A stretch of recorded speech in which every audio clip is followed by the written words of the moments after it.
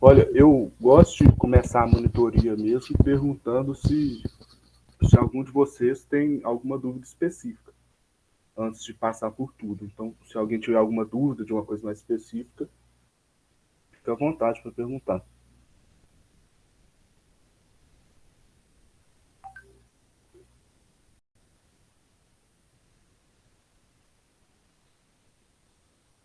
Tá de boa? Vocês querem que só vai passando tudo mesmo?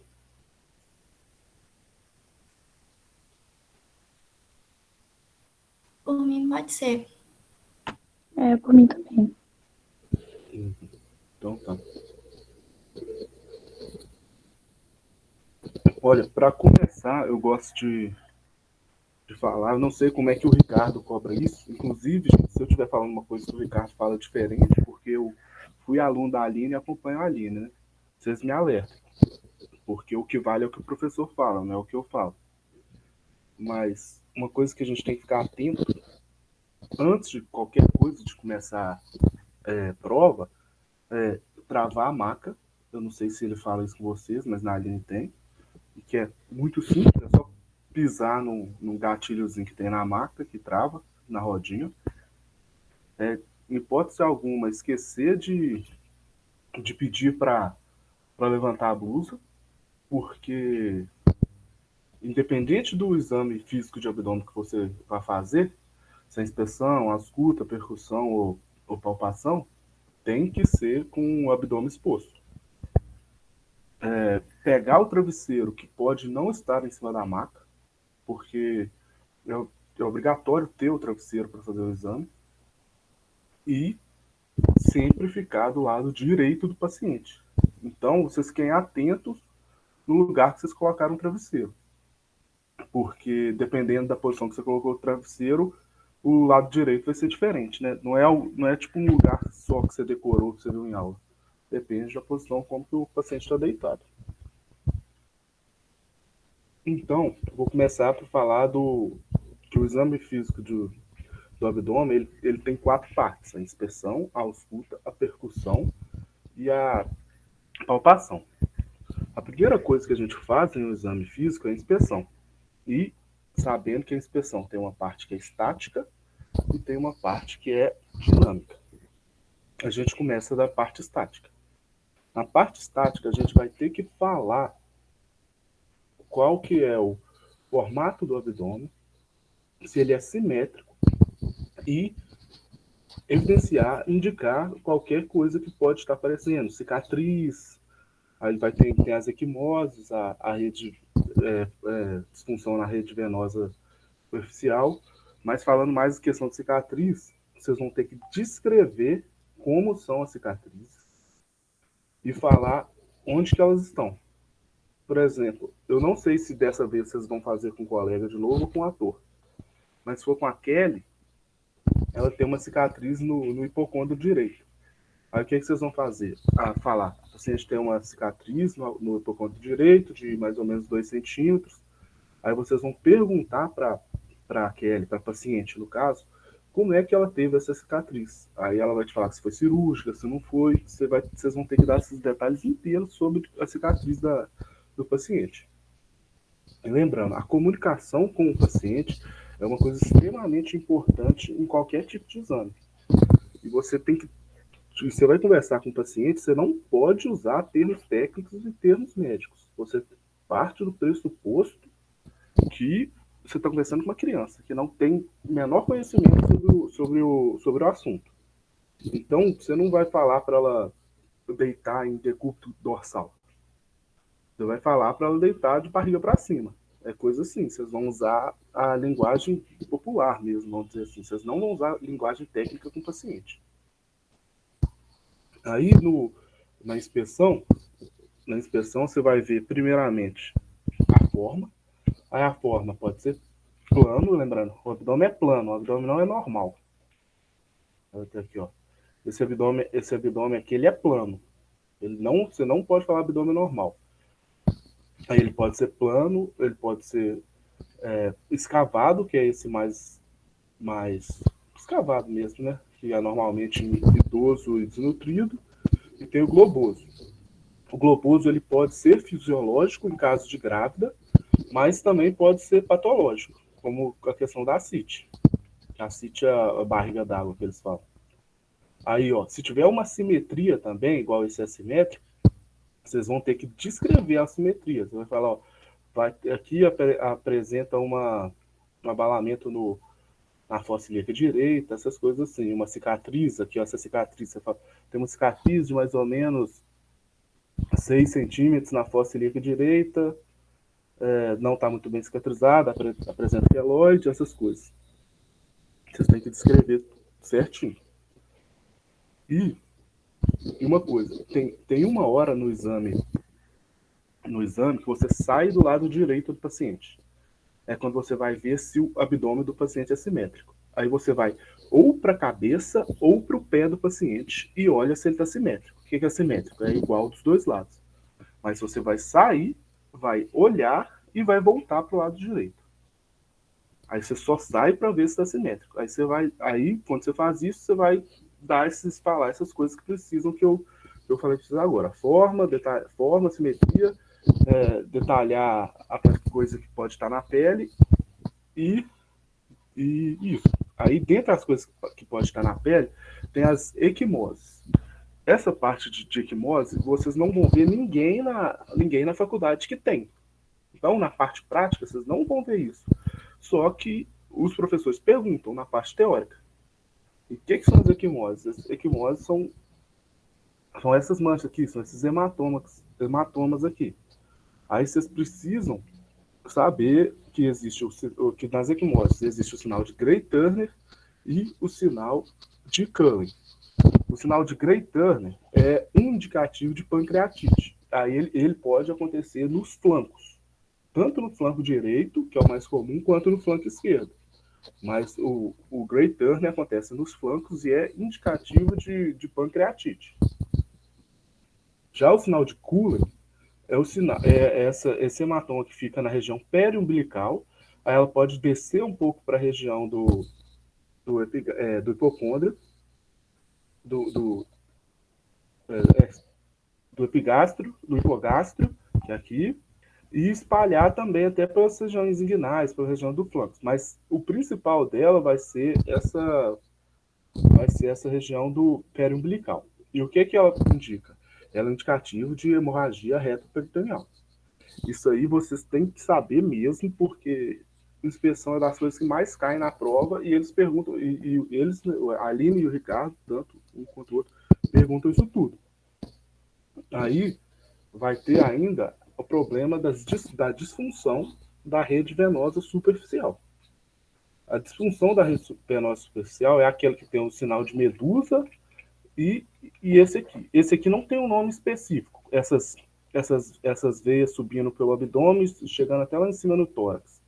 Vocês têm que saber descrever o que é isso. Ele vai dar um exemplo. O que é o sinal de disfunção da rede venosa superficial, que são umas veias subindo do abdômen até o tórax? Essa não tem um nome específico, igual a sinal de Medusa, mas você tem que saber se a pessoa apresenta esse tipo de sintoma, se apresenta esse tipo de veia, é uma disfunção na veia cava inferior. Se apresenta esse tipo de veia subindo assim, é disfunção na veia cava inferior. E se tem o sinal de Medusa, que é esse que também acontece na região periumbilical e vai descendo assim, você tem que saber que é um tipo de hipertensão porta, hipertensão na veia porta. O que é a veia porta? É a veia que leva o sangue, leva os nutrientes para o fígado. Aí, isso é o que você tem necessário saber na parte da inspeção estática. Só que a inspeção não acaba na parte estática. Você ainda vai ter a parte da inspeção dinâmica. Na inspeção dinâmica, a gente tem que pedir para o paciente fazer a manobra de Valsalva. A manobra de Valsalva é que você vai pedir para o paciente colocar a mão na boca e pedir para ele soprar, fazer força, sem deixar o ar escapar, nem pela boca, nem pelo nariz. E, se for fazer com ator, lembra que depois de pedir para ele soprar e não deixar o ar escapar, pedir para ele parar de soprar também, porque senão ele vai ficar soprando lá para você esquecer e e fazer você perder ponto. Então você lembra de pedir para soprar, sem deixar ela escapar, e lembra, aí você vai observar o abdômen e lembra para pedir para parar de soprar. E para que você faz essa manobra de valsada? A manobra de valsada você faz para aumentar a pressão intraabdominal. Quando você aumenta a pressão intraabdominal, você vai fazer com que as hérnias fiquem mais visíveis. E, e é para isso que você faz a inspeção dinâmica, a manobra de valsada. Uma coisa que ele pergunta também, o que é hérnia?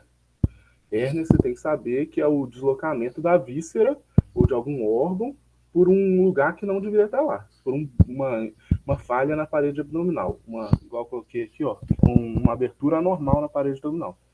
Tem que saber que é quando uma víscera, um órgão escapa por esse buraco que não devia estar lá. Aí você faz uma manobra de valsado que vai aumentar a pressão intraabdominal e esse aumento de pressão vai empurrar a víscera ou órgão que for por esse buraco. E eu não sei se o Ricardo cobra saber quais são essas principais hérnias. A Aline cobrou. Mas isso aqui é muito fácil. A gente só tem que lembrar, porque a gente tem que chegar na prova sabendo o nome dos 9 quadrantes. E sabendo o nome dos 9 quadrantes, você vai saber que esse aqui para cima do umbigo é a região hipogástrica. É o hipogastro. Então, a hérnia que tiver nessa região é a hérnia epigástrica. E a hérnia que estiver exatamente em cima do umbigo, vamos gravar, em cima do umbigo, hérnia umbilical. Aí, o que está na região inguinal é hérnia inguinal. O que está na região dos vasos femorais, da artéria femoral aqui, é a hérnia femoral. Essas duas aqui, a incisional é bastante comum, a de Spiegel eu nem sei direito o que é, eu nunca vi nenhum professor da nossa matéria, nem o Ricardo, nem a Aline, aprofundar nisso, porque eu acho que não é uma matéria nossa mesmo. Mas saiba que existe essa hérnia de Spiegel aqui. E a hérnia incisional, vocês estão vendo essa imagem, mas não fica na cabeça que a hérnia incisional é só desse lado direito. A hérnia incisional é uma hérnia que acontece em cima de uma cicatriz, em cima de onde que teve uma incisão, um corte. Então, se tiver um corte nessa região que eu estou marcando aqui e uma hérnia embaixo dela, igual está assim, aqui é uma hérnia incisional também. A hérnia incisional não precisa ser nessa região aqui, não. O que define uma hérnia incisional é ser sobre uma cicatriz, sobre um lugar que teve alguma incisão. Então, isso foi a parte da inspeção. E ficou alguma dúvida sobre a inspeção, gente? Vocês ficou alguma coisa que não entenderam muito bem e quer que eu repita, e quer que eu tente explicar? Porque a inspeção normalmente é o que mais cai em prova. Oi, Henrique. Oi. Quando a gente vai fazer prova, por exemplo, da última vez o Ricardo falou qual que era o exame que a gente tinha que fazer, né? Nesse caso, que agora vai ser com ator, vai ter que entrar, fazer toda a anamnese, assim, aquela conversa inicial, e aí o paciente que vai falar alguma coisa ou vai ser ainda o professor? Olha, o Ricardo ele sempre fez com um colega de sala. Acho que ator é novidade para ele. Mas eu acho que vai ser o mesmo padrão. O mesmo padrão dele, ele vai indicar o que você quer que você faça. Com a Aline é assim, eu acho que ele é, tipo assim, ele é bem direto e específico sobre o que ele está querendo de você. E a anamnese, que foi o TH1, eu nunca vi cair em prova. Nunca vi mesmo. Eu vi até um pessoal mandando no grupo que tinha caído a anamnese, não sei o que, com a Aline. Pelo menos nas 4 turmas que eu acompanhei, nenhuma caiu a anamnese, não. E no meu ano caiu a anamnese em lugar nenhum. Beleza, muito obrigada. Por nada. Mais alguém, gente?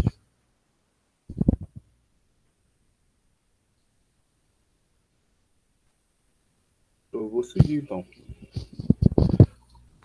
Depois da inspeção, a gente vai ter a ausculta. A ausculta costuma cair em prova também e é uma parte até talvez a mais tranquila, né? Apesar da matéria inteira ser tranquila, essa eu acho que é a mais tranquila ainda. A ausculta, eu não sei como é que o Ricardo definiu, se ele tem uma ordem, precisa escutar os 9 quadrantes e tal, mas, tipo assim, me referência fala que não precisa ter uma ordem específica, mas tem que tem que fazer nos 9 quadrantes, não pode esquecer. Normalmente o professor fala de um jeito porque é o jeito que ele acredita que seja o melhor para vocês não esquecerem de pegar tudo. E repetindo o que eu falei no início, faz o que o Ricardo falou. Não vai na minha, não, vai na do Ricardo. O professor é ele, não sou eu. Aí, voltando na ausculta, o que a gente quer escutar na ausculta? Na ausculta, a gente está querendo escutar esses ruídos hidraéreos. E vocês têm que saber o que é um ruído hidraéreo. Vocês não podem falar que só é o peristaltismo, não. Porque caiu isso já, costuma cair, ele pergunta. Você tem que saber que que o ruído hidraéreo é a interação do peristaltismo com os líquidos e gases do intestino. Não é o peristaltismo por si só.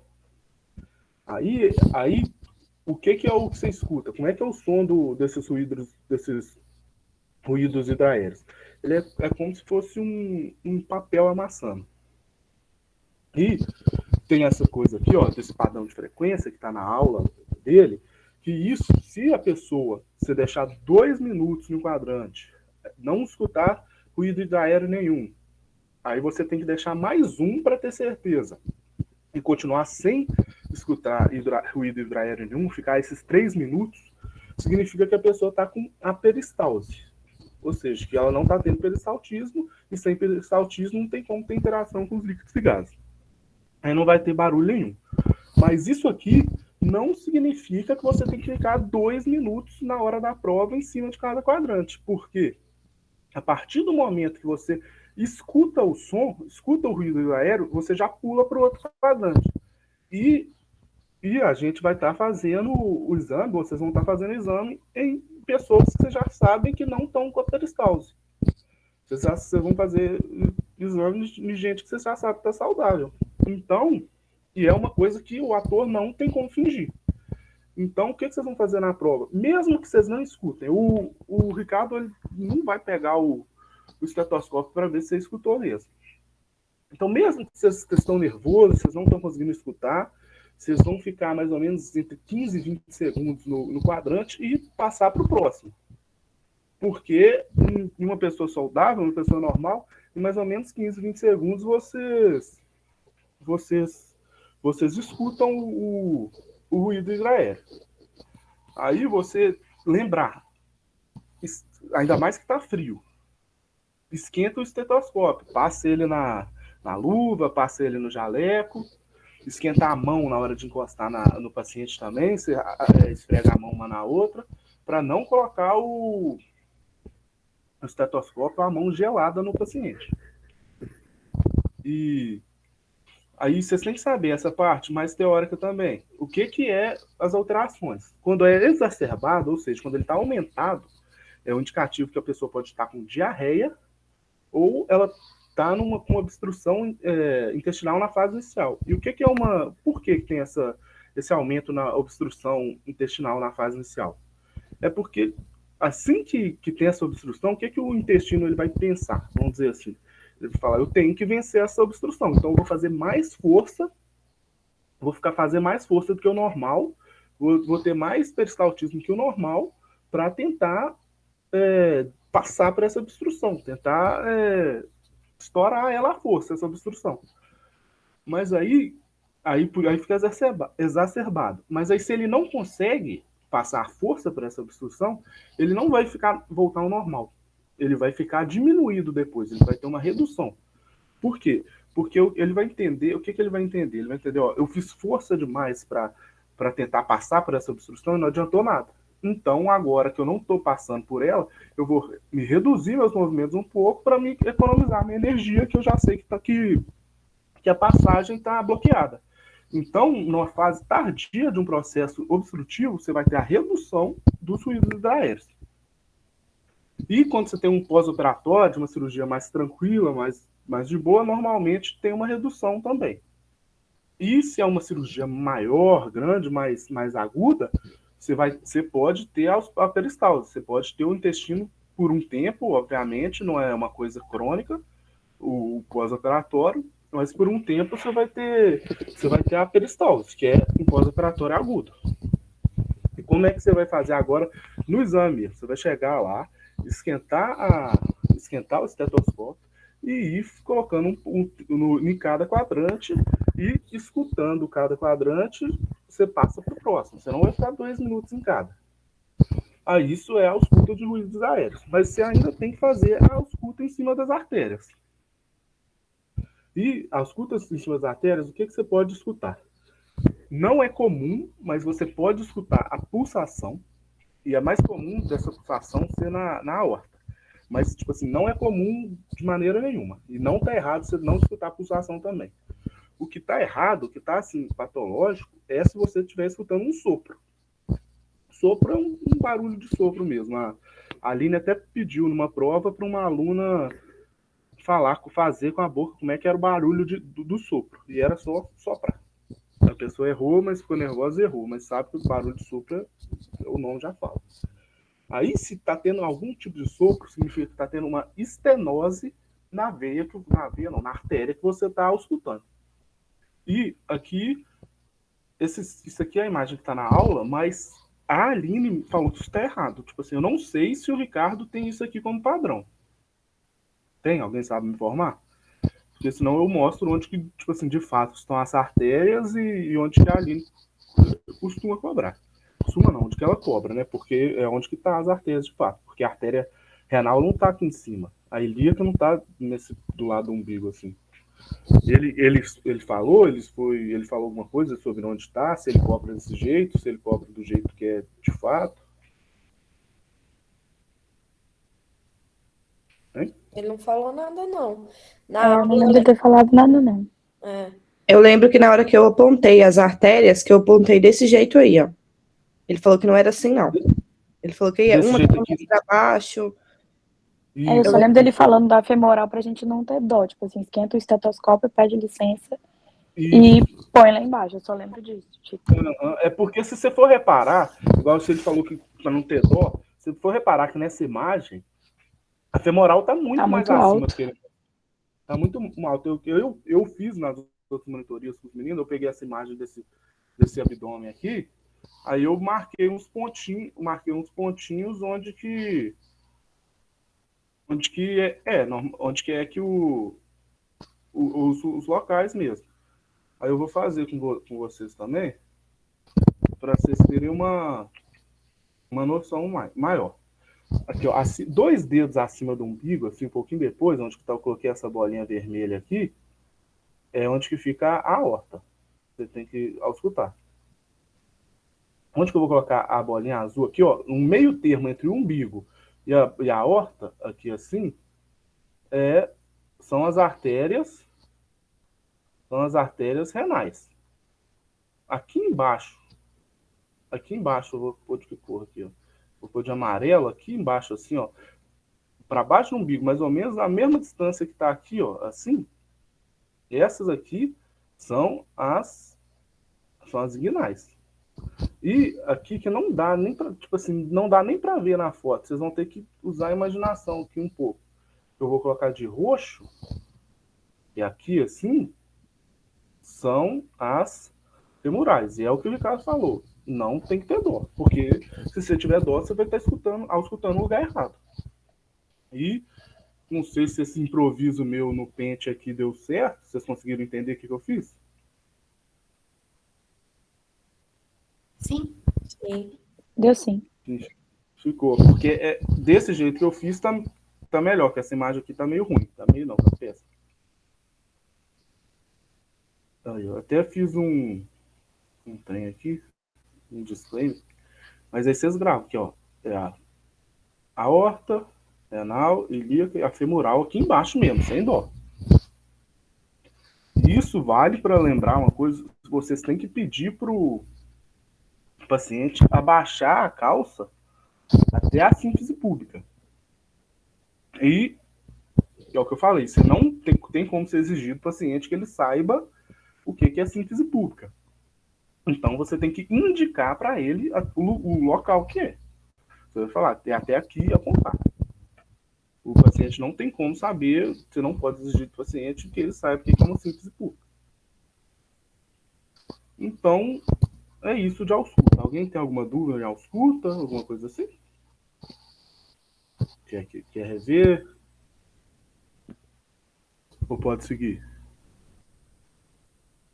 Por mim, pode seguir. Por mim também. Então, agora a gente chegou na percussão. Porque a percussão é o que todo mundo tem mais medo, né? Porque é o mais difícil de fazer, de fato. Mas a parte de matéria da percussão é das mais tranquilas. E uma dica na questão de fazer, vocês vão chegar nervoso, fica tranquilo que a prova é fácil. E fica, tipo assim, o professor não vai exigir que você faça a percussão mais perfeita do mundo, não. O professor entende que você está nervoso, o professor entende que você está aprendendo a fazer isso agora.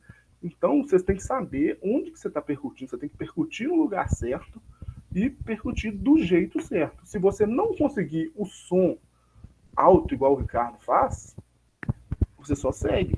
Tipo assim, porque não é o que a gente espera de um aluno de segundo período mesmo, não, que está aprendendo a fazer essas coisas agora. Vocês têm que saber direitinho o como fazer e onde fazer. Aí vocês chegam com isso na cabeça, vocês vão ver que não teve ninguém ainda que fez nessa prova, no período 6, que caiu percussão que foi mal. Todo mundo que caiu percussão foi bem. Isso significa que todo mundo faz percussão perfeita? Não. Significa que soube fazer no lugar certo, do jeito certo, e que o professor entende que se não sair o som mais claro do mundo, o som mais limpo do mundo, então ele não vai te penalizar muito por isso. Então, principalmente percussão. Vocês não chegam tremendo quando fala percussão, aí vocês não conseguem fazer direito, calma. Eles não são um absurdo de rigor por conta disso. E o que o pessoal que está errando costuma fazer? Fica nervoso. Coloca o dedo no lugar certo, vai fazer o movimento certo e não escuta direito.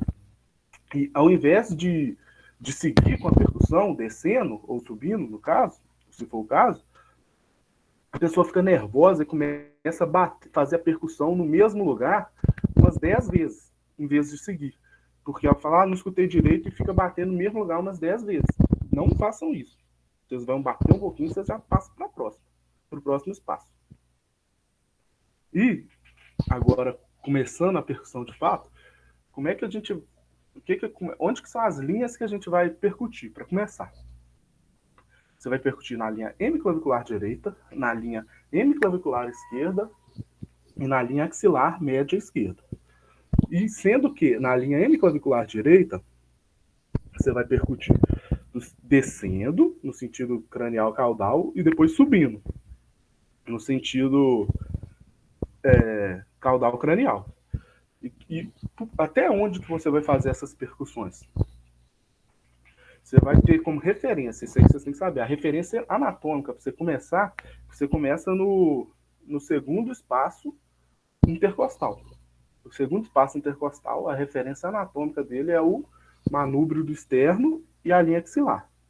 Aí você acha o segundo espaço intercostal, coloca o seu dedo e percute. Muita atenção para não percutir em cima de costela, para não percutir em cima de osso, porque se percute em cima de osso, o som é maciço. E não é isso que você quer, você não está querendo percutir o osso. Então aí você vai começar na linha hemiclavicular direita, segundo espaço intercostal. Você vai colocar e percutir. Qual o som que eu estou esperando escutar nessa parte? Estou esperando escutar um som claro pulmonar. Aí você vai descendo. Em homem você vai seguir direto, em mulher você tem que pular a mama.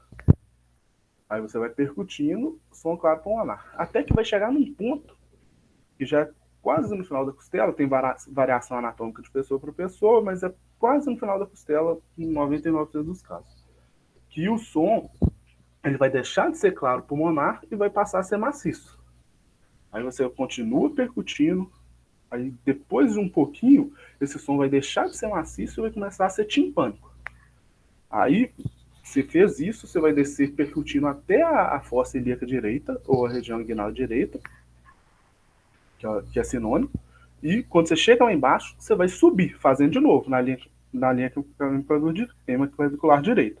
Aí subindo, o primeiro som do seu abdômen, o que você vai estar escutando? É o timpânico. Aí vai chegar um momento que você vai começar a escutar um som maciço, e depois esse som maciço subindo, você vai escutar o claro pulmonar. E para que você faz a percussão desse lado direito, nessa linha hemiclavicular direita? Você faz essa percussão para fazer a hepatimetria. O que é hepatimetria? É medir o fígado, porque o fígado é uma víscera maciça, enquanto no claro pulmonar você está percutindo o pulmão, que é oco, é tipo um balão, um pulmão, e na parte que é timpânica você está percutindo o víscera intestinal, que também é oca. Então o que você faz? Você vai descer, subir percutindo, e onde for maciço é onde está o fígado. E isso é hepatimetria, é medir o fígado, é saber onde que está o fígado, na região que está o fígado. E a gente tem uma coisa teórica que a gente precisa saber nessa linha hemiclavicular direita. Pode ser que o som, onde que você esperaria estar maciço, que é em cima do fígado, você percute e ele está timpânico. Aí quando a gente tem um som timpânico, onde a gente espera um som maciço, chama sinal de Joubert, quando isso acontece. E o sinal de Joubert acontece por duas razões. Ele pode acontecer ou por ar na cavidade abdominal, ou por uma sobreposição de alça intestinal. Aí quando você percute onde que era para estar o fígado, em vez de você ter um som maciço, você vai ter um som timpânico. Aí você fez a percussão da linha hemiclavicular direita. Aí você vai passar para a hemiclavicular esquerda, e a hemiclavicular esquerda você só vai descer. Você vai começar também no segundo espaço intercostal, descendo. Se for mulher, você vai pular a mão, continuar descendo até a fossa ilíaca esquerda. E qual que é o som que você espera na linha hemiclavicular esquerda? É o claro pulmonar. Aí quando você está passando numa região que é mais ou menos na sexta costela, aqui embaixo, que chama espaço de Traube, no espaço de Traube você vai passar do claro pulmonar, vai passar para ele, você espera um som hipertimpânico. E depois do espaço de Traube, seguindo, o som vai ficar timpânico. Então, na linha hemiclavicular esquerda, o som esperado vai ser claro pulmonar, um espacinho hipertimpânico e depois timpânico. E para que a gente faz essa percussão da linha hemiclavicular esquerda? A gente faz a percussão para ver se não tem alguma coisa no baço. Porque se quando você estiver percutindo, o lugar que era para ser hipertimpânico for maciço, significa que o baço está no lugar errado, o baço está maior do que ele deveria estar. Aí, se tem um som maciço na linha hemiclavicular esquerda, é indicativo de esplenomegalia. E depois que você faz, então, você já fez linha hemiclavicular direita, linha hemiclavicular esquerda. Você vai para a linha axilar média esquerda. E a linha axilar média esquerda também é para ver se o baço não está maior. Aí você vai descendo, e a linha hemiclavicular esquerda, você não precisa chegar até a sua bacia. Você vai chegar até a cintura da pessoa e já está bom, percutindo. E o que você espera escutar? Você espera também o claro pulmonar onde está o pulmão. E se por um acaso você escutar um maciço, ele vai ser o baço também, indicativo de esplenomegalia. E lembrando que percutindo na linha axilar, na linha axilar média esquerda, você não vai ter o som.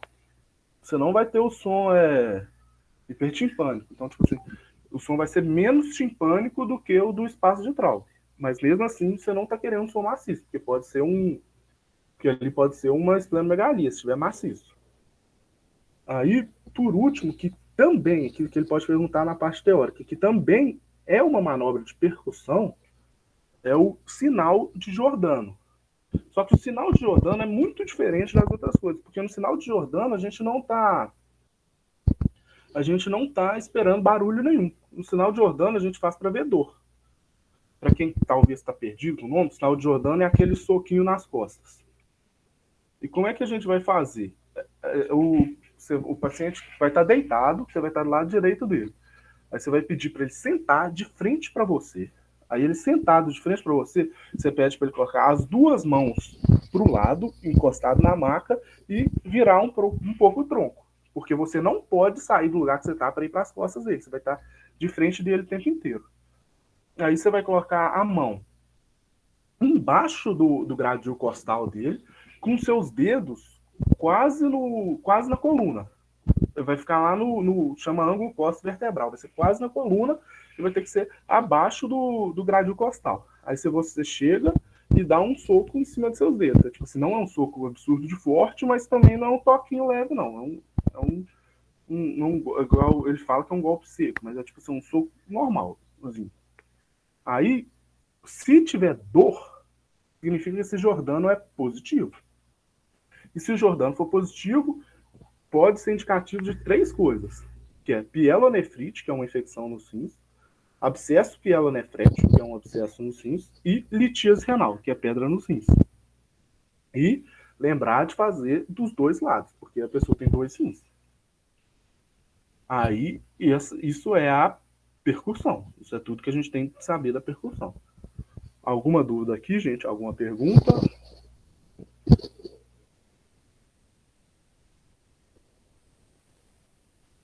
Pode seguir para a palpação, então. Pode, por mim sim.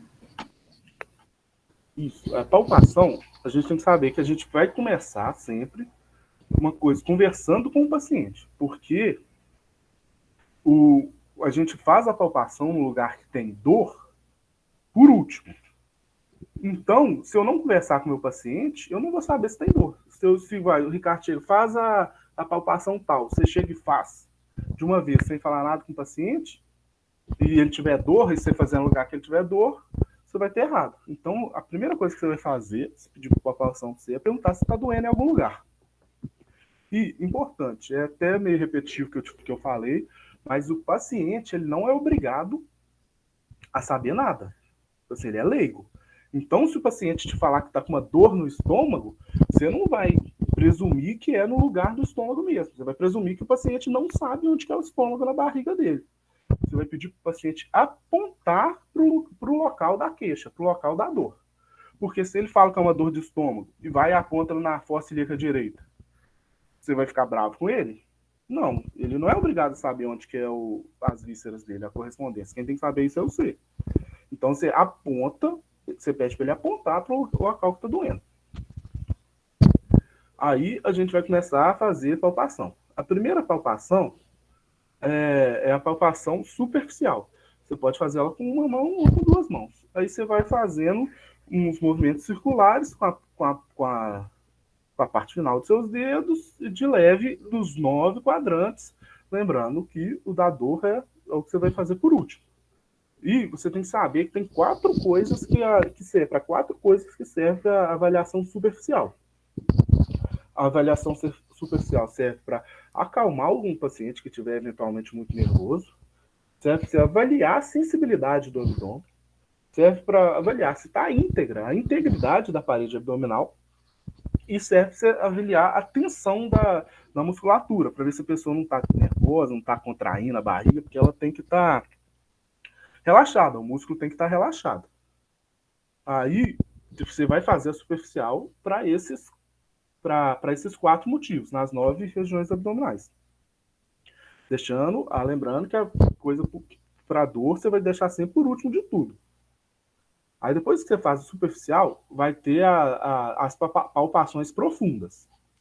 Aí a palpação profunda, você vai fazer também nos 9 quadrantes, lembrando que se tiver dor, você vai fazer por último. Aí você vai fazer com as 2 mãos, uma em cima da outra, como se você estivesse cavando mesmo a barriga do seu paciente. E você vai fazer isso para quê? Para verificar se tem alguma massa intraabdominal. E se tiver a massa intraabdominal, você vai ter que descrever ela. Tipo assim, o seu paciente, a Kelly, o ator, quem é que for, não vai ter massa nenhuma. Mas o Ricardo pode perguntar o que você tem que avaliar em uma massa intraabdominal. Então, você tem que saber que você tem que avaliar localização, o tamanho, o formato, a consistência, a sensibilidade, se está tendo pulsação e se é móvel. Isso é o que você avalia em uma possível massa intra-abdominal. E saber que quais órgãos, eles perguntam quais órgãos você consegue palpar na palpação profunda. Você consegue palpar o rim direito, o seco na altura da fossa ilíaca, que é na fossa direita ali, o útero quando a mulher está grávida, ou a bexiga quando a mulher está cheia. Quando a mulher não, né? Todo mundo tem bexiga. Quando a bexiga está cheia. Útero gravídico e bexiga cheia. E acima do umbigo você consegue também sentir a aorta abdominal. Lembrando que, tipo assim, rim, seco e aorta, você pode sentir, mas não é necessariamente que você vai sentir em todas as pessoas. E se você não sentir isso em uma pessoa, não significa que ela está doente, não. Não é patológico, não. Tem jeito, você não vai sentir mesmo. Aí essa é a palpação profunda mais básica. Mas existem manobras especiais da palpação profunda, que é a palpação dos rins e a palpação do baço. Na palpação do rim, a gente pode fazer ela de duas maneiras. A palpação do rim, você vai fazer ela ou em garra, que é desse jeito aqui, ou a bimanual. Lembrando sempre que a bimanual, você vai colocar a mão esquerda embaixo do paciente e levantar um pouquinho. Desculpa. Aí, como é que você vai fazer essa palpação no fígado? Você vai posicionar a mão, igual que a garra está posicionada aqui, e essa bimanual, você vai com o lado do dedo, com o lado da mão, posicionar embaixo do gradil costal. Aí depois que você posiciona a mão, você vai pedir para o paciente inspirar. E quando ele inspirar, você vai colocar de leve, mas tem que colocar o dedo na região que está mais abaixo do gradil costal. E para que você pede para o paciente inspirar? Porque o fígado ele fica embaixo do diafragma. E quando você pede para o paciente inspirar, o diafragma desce. E o diafragma descendo vai empurrar o fígado para baixo. E com isso você vai conseguir sentir o fígado. Lembrando que, tipo assim, é uma coisa discreta também na hora que você está sentindo, mas dá para sentir.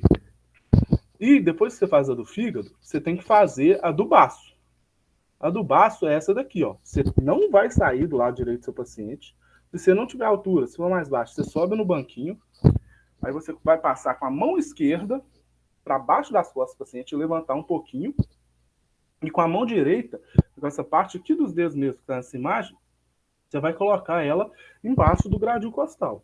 E você tem que conseguir colocar uma quantidade ok, porque a gente, em uma condição fisiológica, ou seja, uma condição normal, a gente não consegue sentir o baço, porque aqui é o espaço de Traube, lembra? Então, se a gente não consegue sentir o baço, é o que a gente está querendo. Mas se a gente sente o baço, é um indicativo de esplenomegalia. Aí, a próxima manobra especial, a próxima manobra de palpação profunda especial é o Bloomberg. Aqui eu acho que tem uma diferença grande entre o Ricardo e a Aline. Porque eu acho que o Ricardo ele fala para fazer no local oposto à queixa da dor. E a Aline fala para fazer em cima da queixa da dor. Então, isso aí vocês têm até que conferir com seus colegas, falou isso mesmo, mas eu tenho quase certeza que para o Ricardo é no lado oposto da queixa da dor. É isso aí. Isso. E o sinal de Bloomberg, o que é? Para ele ser positivo. O positivo é quando você faz esse movimento de afundar seus dedos no abdômen da pessoa e tira de uma vez. Aí você vai perguntar para o seu paciente se doeu. E tendo doído, você vai perguntar se doeu mais na hora que apertou ou na hora que tirou. Porque, mais uma vez, o paciente não é obrigado a saber o que é a palavra descompressão. E o sinal é positivo quando tiver o aumento da dor na descompressão. Se você apertou a barriga do paciente, doeu demais, e quando você tirou, continuou doendo, mas tipo assim, ele falou que doeu mais na hora que você estava apertando, isso não é sinal de Bloomberg positivo. O sinal de Bloomberg positivo é só se a dor for mais intensa, for mais forte na hora que tirar a mão, na descompressão. E isso, em 9 quadrantes da barriga, tem algum sinal. Se for na fossa ilíaca direita, na região inguinal direita, é um indicativo de apendicite. Já nas outras 8 regiões nas outras 8 regiões do abdômen, é um sinal de peritonite. E, por fim, a gente vai ter o sinal de pessoas. O sinal de pessoas tem 2 formas de fazer. Tem a forma de fazer uma pessoa que está saudável, que consegue andar, que tem força, e uma forma de fazer em gente que não tem força, que é a camada, essas coisas. Aí, só que você vai fazer as 2 coisas procurando o mesmo resultado. Aí tem esse daqui, ó. Você vai pedir para o paciente levantar a perna. E você vai fazer força com a perna para baixo, para ele, com a mão em cima da coxa, ali onde que está, para descer a perna dele, você vai falar para ele resistir a essa força. Aí, o outro, você vai pedir para ele virar em decúbito lateral, que é de ladinho assim. Aí você vai, com a mão esquerda, vai estabilizar a bacia dele, e com a mão direita você vai pegar a perna e você mesmo vai virar a perna. Você mesmo vai distender o músculo pessoas. Por quê? Porque aqui você vai estar procurando uma dor especificamente na região hipogástrica, que é essa embaixo do umbigo. Então, o psoas é positivo só se a dor for na região hipogástrica. E se tiver um psoas positivo, ele é um indicativo de irritação retroperitoneal, de algum problema retroperitoneal. E se ele for positivo à direita, igual eu escrevi, se estiver doendo à direita, ele não é um sinal de psoas positivo. Ele pode até indicar uma apendicite, você vai ter que fazer o exame do Bloomberg depois, outro exame, mas ele não é um psoas positivo. Psoas positivos é dor somente na região hipogástrica. Então é isso. A matéria é pequena mesmo. Se tiver alguma dúvida, gente, pode perguntar de coração. Eu respondo na maior boa vontade. Mas eu acho que é isso. É a parte teórica que vocês têm que saber. E aqui, uma coisa que eu não falei com vocês, eu não passei tudo com vocês, é essa questão aqui do nome dos 9 quadrantes e do que cada quadrante tá em cima de quê. O que cada víscera corresponde. Isso aqui vocês têm que decorar. Isso aqui pergunta mesmo. Isso aqui e o nome dessas linhas aqui, ó. Aqui, ó. Você tem que saber que isso aqui é a linha hemiclavicular e você tem que saber que os 9 quadrantes são divididos pelas linhas hemiclavicular direita, hemiclavicular esquerda e pelas linhas transversais superiores e inferiores. Isso aqui que você tem que saber. Ele vai te perguntar, igual a Aline perguntou, quais são os limites da região do hipocondríaco direito? Tem que falar que é a linha hemiclavicular direita com a linha transversa superior, que vai fazer esse quadradinho aqui. Essas linhas você tem que saber, e qual que é o nome de cada região e qual víscera que corresponde a cada região. Isso aí é decorar mesmo, não tem jeito não. Mas provavelmente vocês já decoraram para anatomia, porque vocês já fizeram a prova. Então, é isso, gente. De perguntar, não sei se você falou, e eu não prestei atenção, quando a gente vai fazer a palpação profunda, tem que fazer nos 9 quadrantes? Tem que fazer nos 9 quadrantes. Lembrando que a gente vai deixar o quadrante da dor por último. A última coisa que a gente vai fazer no exame é mexer no quadrante da dor. Beleza. E aquela parte de compressão e descompressão, também é só, por exemplo, o lado oposto da queixa, ou também faz os 9 quadrantes? Olha, com a Aline é no local da queixa. O pessoal já me falou do Ricardo que com o Ricardo é só no lado oposto da queixa. Você não sai fazendo os quadrantes todos, não. Ah, não, beleza. Não, aqui eu até lembro falando mesmo que se a pessoa sentiu dor no lado oposto da queixa dela, então quer dizer que pode ser uma coisa pior ainda, né? Porque só no local aí faz justificativa dele para fazer essa compressão e descompressão do lado oposto. Uhum. Eu acho que é isso, né? Então tá, obrigada, viu? Por nada. Mais alguém quer falar alguma coisa? Na hora de fazer a percussão no lado esquerdo, eu tenho que ir pro lado esquerdo do paciente, né?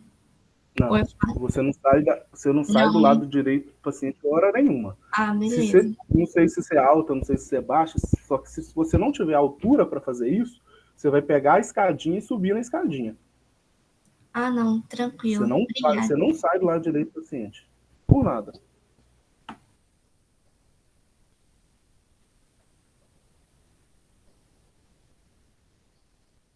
Mais alguém, gente?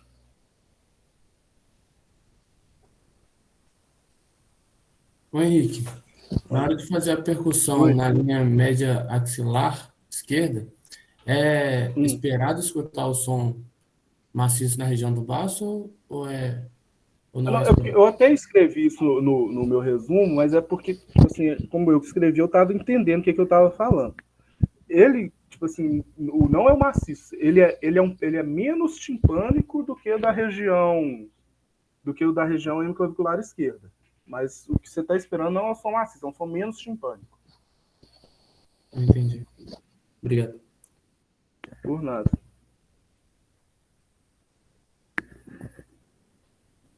Obrigada, viu? Por nada, gente. Então tá tranquilo? Tranquilidade, que a prova é fácil, de verdade, gente. Vocês vão tudo bem amanhã. Obrigada, Henrique. Muito obrigada, Henrique. Obrigado a vocês pela atenção. Obrigada, Henrique. Boa noite. Até a próxima. Boa noite para vocês. Boa noite.